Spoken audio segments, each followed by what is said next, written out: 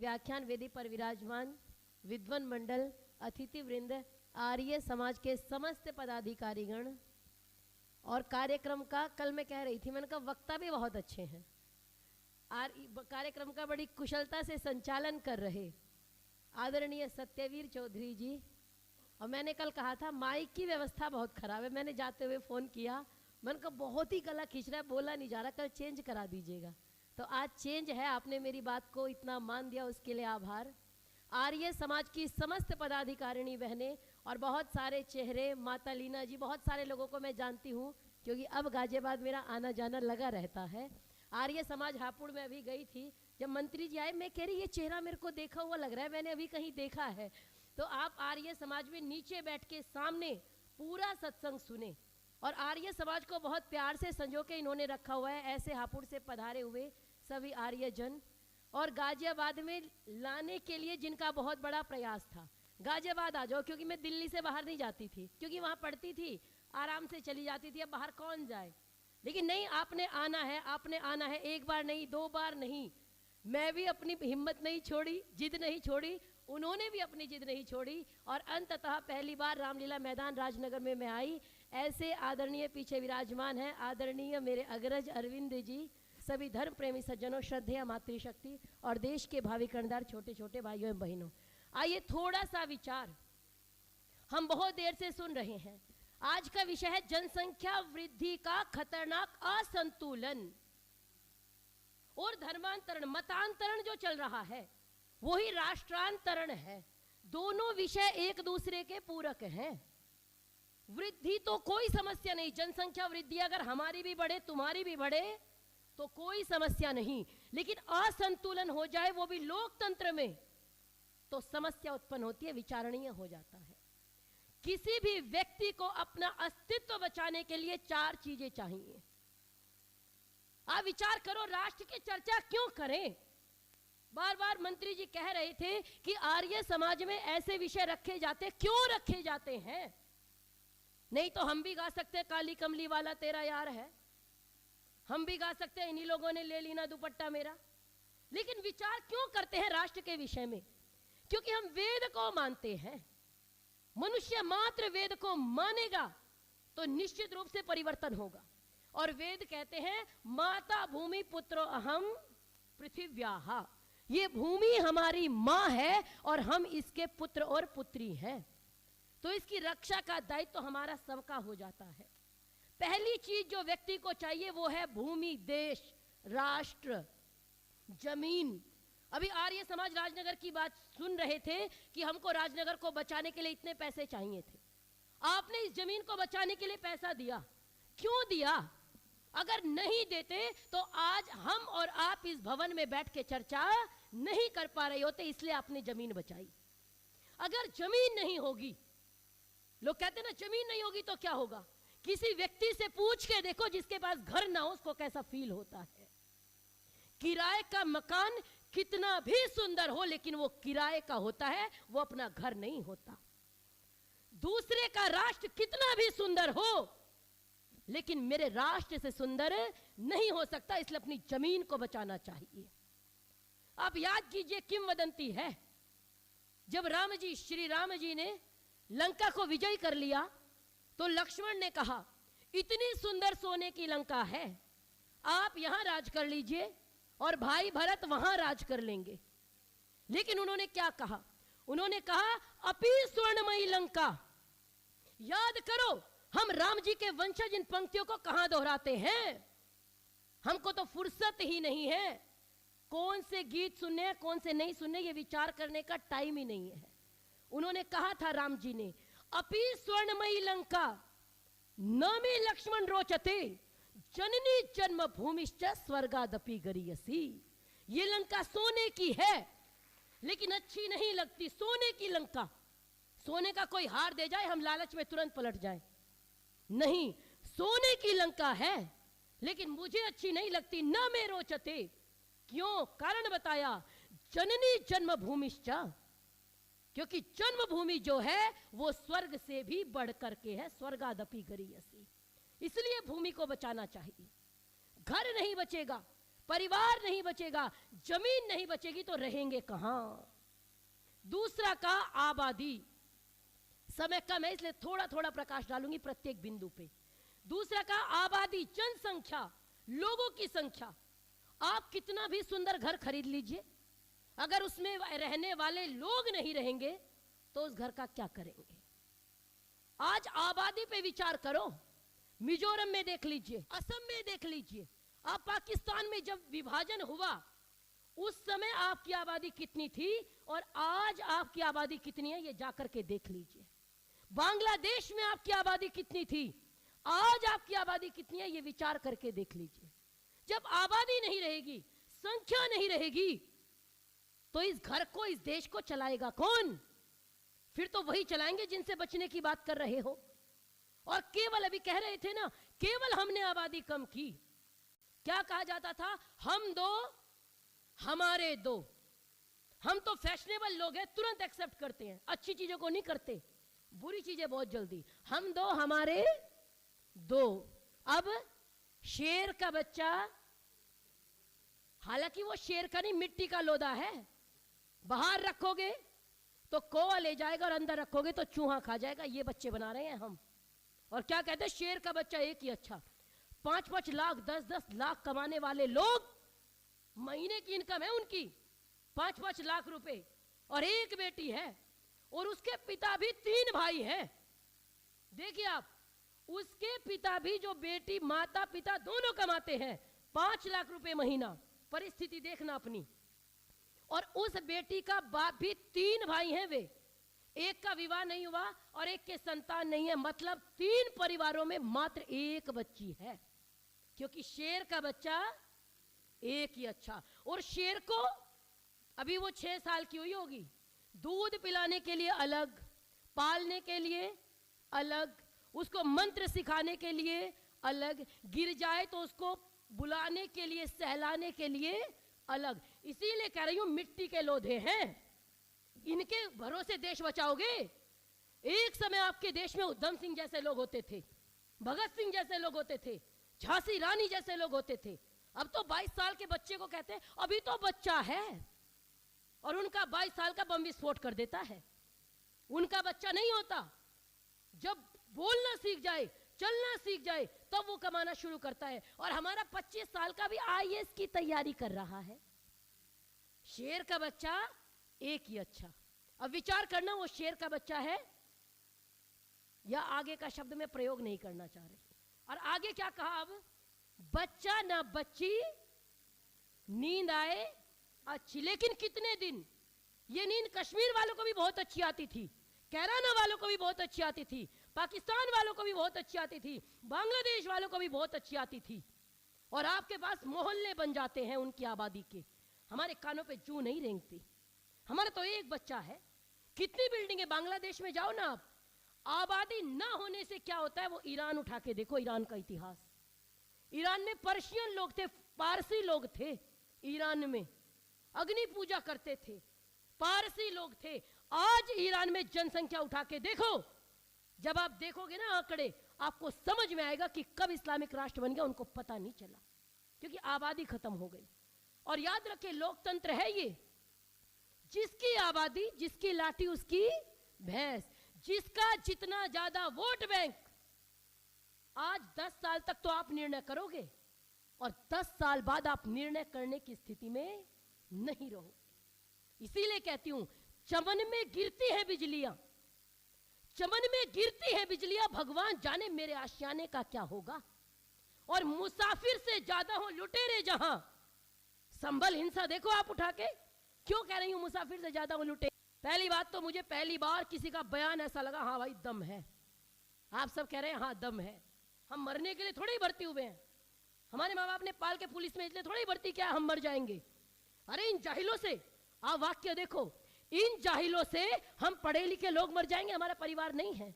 लेकिन देश का दुर्भाग्य देखिए, क्यों आपको बोलना चाहिए? इसलिए बोलना चाहिए कि ऐसे बयानों के बाद उन्होंने कहा 4 घंटे उन्होंने पत्थर फेंके हैं, तब हम बोले हैं। क्या करने गई थी टीम? केवल सर्वे करने गई थी। क्या करने गई थी जी? सर्वे करने गई थी। क्या करने गई थी? मस्जिद को ढाने नहीं गई थी, सर्वे करने गई थी, लेकिन सीओ का बयान सुनिए। उन्होंने कहा जो लोग इनको वापस भेज सकते थे उन्होंने भड़काया, उन्होंने बुलाया और इन्होंने पत्थरबाजी की। और उन पत्थरबाजी में जब पत्थर फेंकोगे, एक महिला आई है काला टेंट पहन के और क्या कहती है, पत्थर ही तो फेंक रहे थे, किसी को मार थोड़ा ही रहे थे, बंदूक थोड़ा ही मार दी, पत्थर ही तो मारा है। उनकी महिलाओं के बयान सुनो। हमारे वाली को तो पता ही नहीं, उनको तो सत्संग में जाके एक को राधा बनाया, एक को कृष्ण बनाया, आधे घंटे नाचा, आज सत्संग में आनंद आ गया। ऐसे लड़ेंगे? आप देखो तो सही किन से आपको लड़ना है। सभ्यता का टकराव है ये, केवल जमीन की बात नहीं है, सभ्यता का टकराव है। पिछले 270 सालों में हमारे देश के 13 टुकड़े हुए, 13वां टुकड़ा है हमारे पास। और क्या कहते हैं, कुछ बात है कि हस्ती मिटती नहीं हमारी, यूनान और मिस्र रोमा सब मिट गए जहां में, बाकी है लेकिन अब तक नामो निशा हमारा, सदियों रहा है दुश्मन दौरे जमा हमारा। ये कहने वाला इकबाल भी पाकिस्तान बनाने चला गया, ये दुर्भाग्य है हमारा। संभल के सीओ का बयान सुनो। और उसके बाद जब 5 मरे, भाई पत्थर फेंकोगे तो फूल तो नहीं बरसा सकते, सीधी बात है। हो सकता है अपने ही पत्थर से मर गए हो, तुम्हें तो बम बनाने की प्रैक्टिस है, हो सकता है उससे ही मर गए हो, भाई पुलिस ने तो नहीं मारा। लेकिन आप हमारे देश का दुर्भाग्य देखो कि राजनीति के लिए हमारे बच्चे, हमारे बेटे हैं, वो दूसरों के बेटे नहीं है, हमारे बेटे कह रहे हैं कि इनके परिवारों को 5 लाख रुपए हम देते हैं और सरकार को 1 करोड़ देना चाहिए। कोई पूछे क्यों भाई, कारगिल में लड़के आए हैं, 1965 में लड़े हैं, 1971 में लड़े हैं, पत्थर मारते हुए। आप विचार करो, सीओ साहब कह रहे हैं कि पुलिस एक ट्रेनिंग शुदा फोर्स है, यही शब्द है ना उनके, ट्रेनिंग शुदा फोर्स है। जो कौम, जो जाहिलों की भीड़, जाहिल कहूंगी कोई भी पत्थर मारे, जो जाहिलों की भीड़ ट्रेनिंग शुदा फोर्स के सामने नहीं हट रही है, वो आपसे और हमसे हट जाएगी। और आप कहते हो कुछ बात है कि हस्ती मिटती नहीं हमारी, इसीलिए कहती हूं उनको 1-1 करोड़। इसका मतलब पत्थर फेंको और 1 करोड़ रुपए घर आ जाएंगे, रोजगार की क्या जरूरत है। इसीलिए कहा चमन में गिरती है बिजलियां, भगवान जाने मेरे आशियाने का क्या होगा। मुसाफिर से ज्यादा हो लुटेरे जहां, मुसाफिर से ज्यादा हो लुटेरे जहां, भगवान जाने उस कारवां का क्या होगा, भगवान जाने उस कारवां का क्या होगा। आबादी, आप विचार करो, एक तरफ 1 बच्चा और एक तरफ 10 बच्चे। मैं कहती हूं कितना भी बड़ा शेर हो, लेकिन जब 10 गीदड़ इकट्ठे होके आएंगे तो एक बार पीछे तो हटना पड़ ही जाएगा। इसीलिए आप या तो एक संकल्प करो कि आज के बाद हम एक आंदोलन बनाते हैं, जनसंख्या नियंत्रण कानून बनाए सरकार, लोकतंत्र है, आप आवाज उठाओगे तो सुनी जाएगी। वो भीड़ में सीए को कानून नहीं बनने देते, लागू नहीं होने देते, एनआरसी को लागू नहीं होने देते। आप कब सड़कों पे उतरे कि जनसंख्या नियंत्रण कानून बनाओ, थोड़े दिन में रोजगार खत्म हो जाएंगे। सीमित तो है, आबादी जब कुत्ते बिल्ली की तरह बढ़ेगी, मैं तो आजकल कहा करती हूँ पशुओं की तरह आबादी बढ़ रही है, जब मनुष्य मनुष्यों से टक्कर मारेगा तब शायद सरकार को ध्यान आएगा। इसलिए हम सभी जागरूक हों कि सरकार कानून बनाए कि जनसंख्या नियंत्रण हो, जिसके 2 से या 3 से ज्यादा बच्चे हों उनको कहा जाए कि इनको सरकारी नौकरी नहीं मिलेगी। अब कुछ लोग कहेंगे जी सरकारी नौकरी तो उनको चाहिए ही नहीं, जरूरत ही नहीं है। मैं कहती हूं अगली चोट कीजिए, अगर आपके 3 से ज्यादा बच्चे हैं तो किसी भी सरकारी सुविधा का लाभ आपको नहीं मिलेगा। आप जाओ सरकारी हॉस्पिटल में, कौन आयुष्मान कार्ड का उपयोग कर रहा है, देखिए आप राशन की लाइन में कौन लगा है। आप और हम सरकारी हॉस्पिटल में नहीं जाते, हम नौकरी क्यों करते हैं, ताकि हम सरकारी हॉस्पिटल में ना जाना पड़े। यही करते हैं ना, मानसिकता यही है।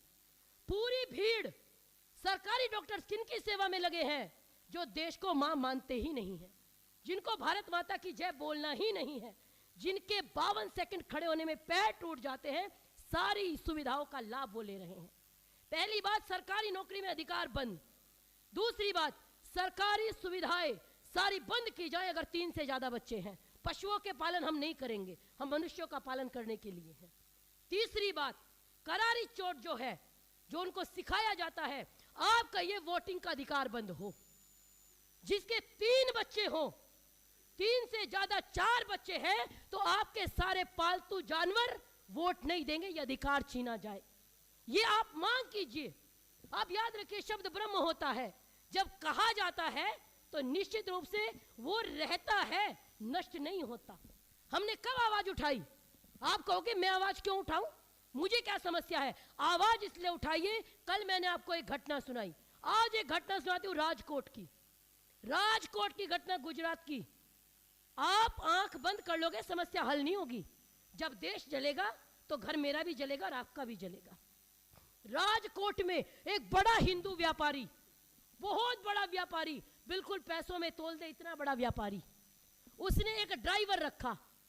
अब जिसकी आबादी ज्यादा है, ड्राइवर भी वही मिलेगा आपको, मेहंदी वाला भी वही मिलेगा आपको, आप जाइए लाइट वाला भी वही मिलेगा आपको, आप देखिए आपको कोई भी मिस्त्री का कार्य कराना है आपको वही मिलेगा, मजबूरी है आपकी। लेकिन वो हिंदू व्यापारी ने ड्राइवर रखा, और जिसके पास पैसे आ जाते हैं ना हिंदुओं में, उसको भाईचारे का दिमाग कुछ ज्यादा खराब होता है, उसने वो ड्राइवर रखा। आप देखिए कितना भयावह है। राजकोट में, गुजरात में एक हिंदू व्यापारी ने ड्राइवर रखा, ड्राइवर का नाम आया। अब हिंदू व्यापारी तो नशे में, पैसा है, पैसे से तो ये भगवान खरीद देते हैं, इंसानों की तो क्या ही औकात है। और वो इंसान को इंसान थोड़ा ही मानता है। कब उसके घर में ड्राइवर, उसके घर में उसकी पत्नी का पति बन के रहने लगा, उसको समझ में नहीं आया। वो उसको साथ रखती है, जहां भी जाएगी उसको साथ रखेगी। जब पति को समझ में आया तो पति ने कहा इसको काम से मैं निकाल देता हूं, ये मेरे घर में ड्राइवर नहीं रहेगा। लेकिन महिला है, उसको ड्राइवर से निकाल देने के बाद भी वो निरंतर उसके घर में आना जाना जारी रखता है। देखिए आबादी बढ़ने के दुष्परिणाम, रुकता नहीं है, वो फिर आता है। जब वो आता है तो एक दिन उसके पति को गुस्सा आता है कि क्यों आता है, अखबार में आई है, मेरे किसी भी सोशल मीडिया हैंडल पे आपको ये मिल जाएगा। वो कहता है ये क्यों आता है? तो उसकी पत्नी ने उसके साथ मिलकर योजना बनाई। क्या योजना बनाई? अपने पति को समाप्त करने की। आप विचार करके देखो हमारी महिलाओं की बुद्धि। इनके बल पे हम कहते हैं हम 100 करोड़ हैं, इनके बल पे लड़ेंगे, और फिर कहते हैं नारी का आदरणीय स्थान है। मैं कहती हूं ऐसी का कोई स्थान नहीं। और फिर क्या कहती है? अयाज खान उसके घर आता है और उसके पति को कस के जकड़ता है, और वो पत्नी जो अग्नि को साक्षी मान के अपने पति के साथ फेरे लेकर के आई थी, वो अपने पति को चाकू मारती है, निरंतर मारती है। और जब उन्हें लगता है कि ये मर गया, उसके बाद वो मरता नहीं, उसमें सांसें रहती है, और वो हॉस्पिटल में एडमिट है और उसका इलाज चल रहा है। ये है आबादी बढ़ने के दुष्परिणाम।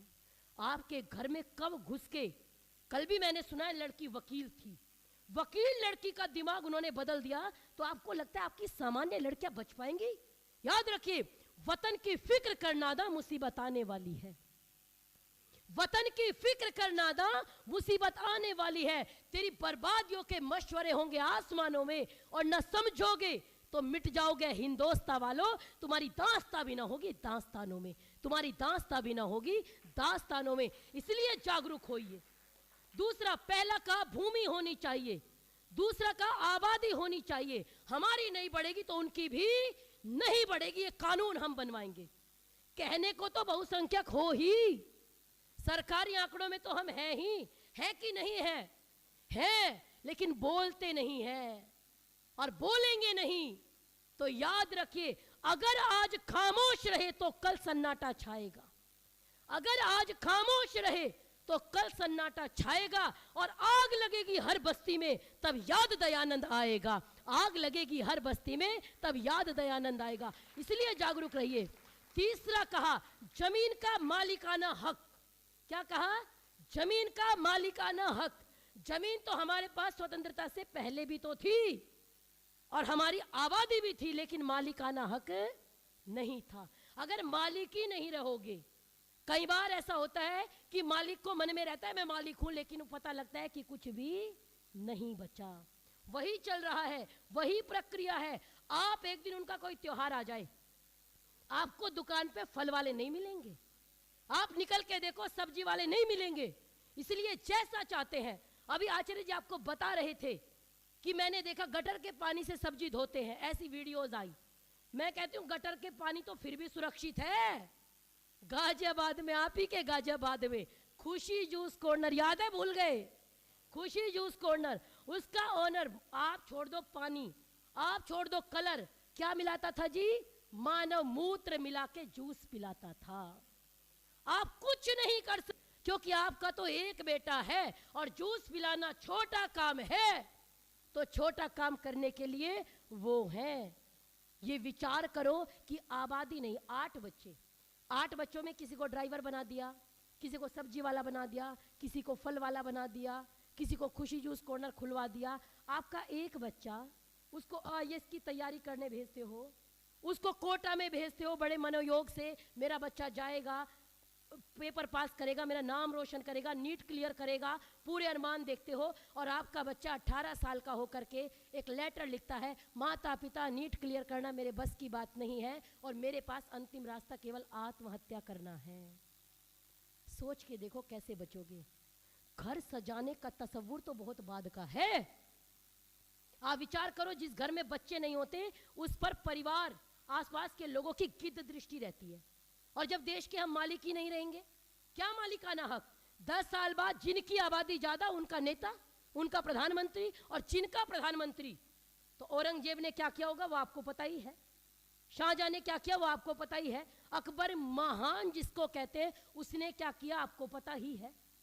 तो इसलिए जागरूक रहने की आवश्यकता है। जितनी आबादी रहेगी, मालिकाना हक हम समझते रहते हैं, मालिक है, मालिक है, मालिक है, लेकिन याद रखिए कहीं ना कहीं पहले भारत के मालिक नहीं थे, मालिक थे मुस्लिम, मालिक थे ईसाई। तो हमारी क्या स्थिति थी और आने वाले समय में क्या स्थिति होगी, ये विचारणीय है। और अंतिम में जो बिंदु है, ये तीनों तो शरीर हैं, बस ये कह के वाणी को विराम दूंगी, ये 3 शरीर हैं, भूमि, आगे आबादी, और तीसरा मालिकाना हक। ये 3 तो शरीर है, लेकिन शरीर का कोई मूल्य नहीं अगर आत्मा नहीं बची। तो राष्ट्र की आत्मा अगर कोई है वो है संस्कृति, वो है सभ्यता, वो है संस्कार। अपने बच्चे को, आप ही का तो बच्चा है जो कह रहा है 1 करोड़ देने चाहिए, आप ही का तो बच्चा है। एक शहीद का शव आया बिहार में और आकर के उन्होंने कहा, नेताजी आए तो उन्होंने 10 लाख का चेक दिया। तो जब चेक दिया तो पिता कितना दुखी होता है, मेरे बेटे की मृत्यु हो गई, बलिदान हो गया। तो उसने कहा हमको चेक नहीं चाहिए। तो उस नेता के बयान थे, तुम्हारा बेटा शहीद हो गया। अब बयान सुनो, संस्कृति नहीं सिखाई ना, सभ्यता नहीं सिखाई ना, आप ही का बेटा है, भाषा सुनिए आप ही का बेटा है, कन्हैया भारत तेरे टुकड़े होंगे इंशाल्लाह, आप ही के बच्चे हैं। हिंदुत्व की कबर खुदेगी JNU की धरती पर, AMU की धरती पर, ये नारे आप ही के बेटे लगाते हैं सबसे आगे खड़े होके। इसलिए संस्कृति बचाओ, इसलिए सभ्यता बचाओ, इसलिए राष्ट्र बचाओ। तो बिहार के मंत्री का बयान था, वो तो इनका बेटा शहीद हो गया वरना इनके घर कुत्ता भी पूछने नहीं आता। तब कवि विनीत चौहान ने 2 पंक्तियां कही थी, वो पंक्तियां मुझे बड़ी पसंद आती हैं। उन्होंने कहा था, तुमने 10-10 लाख दिए हैं सैनिक की विधवाओं को, तुमने 10-10 लाख दिए हैं सैनिक की विधवाओं को, सोचा कीमत लौटा दी है वीर प्रसूता माओ को, और लो मैं 20 लाख देता हूं, लो मैं 20 लाख देता हूं तुम किस्मत के हेठों को, हिम्मत है तो तुम भी भेजो लड़ने अपने बेटों को, हिम्मत है तो तुम भी भेजो लड़ने अपने बेटों को। तो चारों को बचाइए, संस्कृति बचाइए। आप बहुसंख्यक कहते रहिए, लेकिन सरेआम आपके शाहदरा में, दिल्ली में, आपके पड़ोस में एक लड़की रिया की हत्या कर दी जाती है चाकू गोद के, क्योंकि उसने कहा मुझे आदिल स्वीकार नहीं है। आपके यहाँ अंकित सक्सेना मार दिया जाता है, डॉक्टर नारंग मार दिया जाता है, और तिरंगे को उठाने पे चंदन गुप्ता मार दिया जाता है। आप कितने बहुसंख्यक हैं, केवल सरकारी आंकड़ों में गुनगुनाते रहिएगा, वरना वास्तविक स्थिति इसके विपरीत है। जहां पहले, आज कितने राज्यों में हिंदू अल्पसंख्यक हो गया, ये विचार करने की आवश्यकता है। लेकिन कानों पे जू नहीं रेंगती, क्योंकि हम तो बड़ी सोसाइटी में रहते हैं, यहाँ थोड़ी ना आग लगेगी। लेकिन याद रखिए, छोटी छोटी जगह पे लगती हुई आग हमारे घरों में जरूर लगेगी, और उस आग से बचना है तो वयम राष्ट्र जागृयाम पुरोहिता, राष्ट्र के जागरूक पुरोहित बनेंगे। क्योंकि याद रखिए, घर सजाने का तस्वुर तो बहुत बाद का है, बहुत बाद का है। आप सोफे बिल्डिंग तो तब बनाओगे, आप बहुत सुंदर सोफे तो तब लाओगे जब घर होगा। घर सजाने का तस्वुर तो बहुत बाद का है, पहले ये तो तय हो इस घर को बचाएं कैसे, पहले ये तो तय हो इस घर को बचाएं कैसे। और लाख तलवारें झुकी आती हो गर्दन की तरफ, सर झुकाना नहीं आता तो झुकाएं कैसे, सर झुकाना नहीं आता तो झुकाएं कैसे। और जिनके कारण आज हम सभी ये चर्चा कर पा रहे हैं, स्वामी दयानंद जी महाराज। बस ये घटना सुना के वाणी को विराम। पंडित रामचंद्र देहलवी जी शास्त्रार्थ महारथी कहे जाते थे। घर वापसी का अभियान आर्य समाज ने चलाया, शुद्धि आंदोलन आर्य समाज ने चलाया। आज कहीं ना कहीं हमारी गति शिथिल हो गई। आज हम व्यक्तिगत अधिकार, व्यक्तिगत हमारा जो व्यक्तित्व है वो ज्यादा बड़ा हो गया, समाज हमारे लिए गौण हो गया, हमारी कथनी और करनी में अंतर हो गया। वरना जिनके पास देवी जैसे संस्थान हो, जिनके पास इतने विद्यालय हो, जिनके पास इतने सारे आर्य समाज हो, वो समाज का नक्शा ना चेंज कर पाए, ऐसा हो नहीं सकता। हमारी कथनी करनी में अंतर हो गया। एक बार पंडित रामचंद्र देहलवी का एक मौलवी से शास्त्रार्थ चल रहा था, आर्य समाज को क्यों बचाना चाहिए। तो मौलवी साहब ने कहा राम का जमाना गया। राम जी के अंतिम में क्या अक्षर आता है? मां। उन्होंने कहा लाखों वर्ष हो गए, अब राम का जमाना चला गया, मर्यादा पुरुषोत्तम श्री राम का जमाना नहीं रहा, और राम में अंतिम है मां। अब किसका जमाना आ गया? मोहम्मद साहब का। राम का अंतिम मोहम्मद साहब का आ गया। लेकिन आर्य समाज के विद्वान पंडित रामचंद्र देहलवी जी, उन्होंने कहा कि मोहम्मद का अंतिम अक्षर है द, और दयानंद के आदि में भी द है और अंत में भी द है। अब दयानंद का जमाना है। तो उन महर्षि देव दयानंद को दो पंक्तियां समर्पित करके अपनी वाणी को विराम दूंगी। घनघोर तिमिर का वक्ष चीर भू पर उतरी थी एक किरण, घनघोर तिमिर का वक्ष चीर भू पर उतरी थी एक किरण, संदेश सवेरे का लाई हम करते उसका अभिनंदन, और जंजीरों से जकड़े स्वदेश को राह दिखाई थी तूने, जंजीरों से जकड़े स्वदेश को राह दिखाई थी तूने, जिसको काल भी ना बुझा सके वह ज्योति जलाई थी तूने, जिसको काल भी ना बुझा सके वह ज्योति जलाई थी तूने। घनघोर तिमिर के आंगन में, अंतिम पंक्ति और मार्शन के पुरुषार्थ को स्मरण करके दोबारा से पद पर लगे। घर वापसी का अभियान हम फिर तेज करेंगे। घनघोर तिमिर के आंगन में तू बीज उषा के बोता था, आवाज लगाई थी तूने जब सारा भारत सोता था, आवाज लगाई थी तूने जब सारा भारत सोता था। महर्षि देव दयानंद की, महर्षि देव दयानंद की, महर्षि देव दयानंद की। इति ओम शांति।